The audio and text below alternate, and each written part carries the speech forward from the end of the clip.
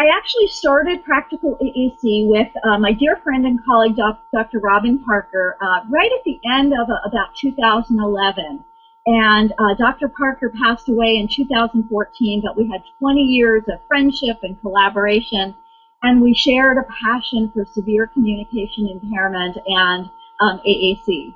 So we did a lot of work together because we were both faculty members in the speech-language pathology department, worked on a variety of different projects, and we had this tradition of kind of de-stressing with these little retreats. And for us, you know, it wasn't anything big or fancy. It was really us just taking a long walk in the Florida sunshine, and we'd spend maybe the first half of the day venting and getting a lot of things off of our chest. And then, you know, the rest of the day planning some new projects. And there might have been a bottle of wine or two in there somewhere along the way as well. So at that time, you know, we had both been professors for a very long time. She had been a doctoral student of mine and then became a professor. And we had both been feeling, I would say, more than a little bit discouraged about the quality, that the fact that the quality of the AAC services were still so spotty after all these years, you know. And of course, there were some fantastic SLPs and some amazing teachers, right? But not enough to go around, right?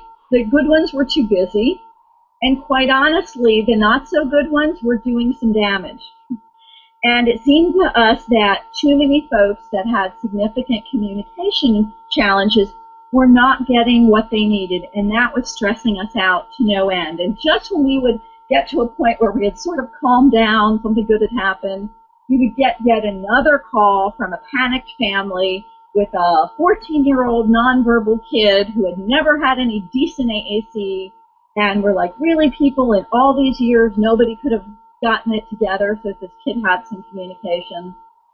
And in this time, of course, we had been doing all the things that academics traditionally do, teaching classes in AAC and in autism and presenting at conferences and publishing a couple of papers and books. And it just wasn't getting us very far in terms of getting better services to the majority of people out there with AAC needs. And so we decided, you know, what's the definition of insanity, doing the same thing over and over and expecting a different result? We figured, come on, we're smart ladies. Let's at least try something different. There's no guarantee that it's going to work any better than what we've been doing in the past decades, but at least, you know, we'll give it a shot. And so we delved into learning about social media, which is kind of like a big shock to me, and it was to Robin as well, because we're both very much introverts. And so to put yourself out there in social media was a terrifying and an unnatural thing for both of us. We both are people that would much rather be behind the scenes than at the forefront. But, you know, we delved into learning about social media, and blogging became a big part of that. So we started it, you know, with some of the free sites, and then in early 2012 transitioned to WordPress.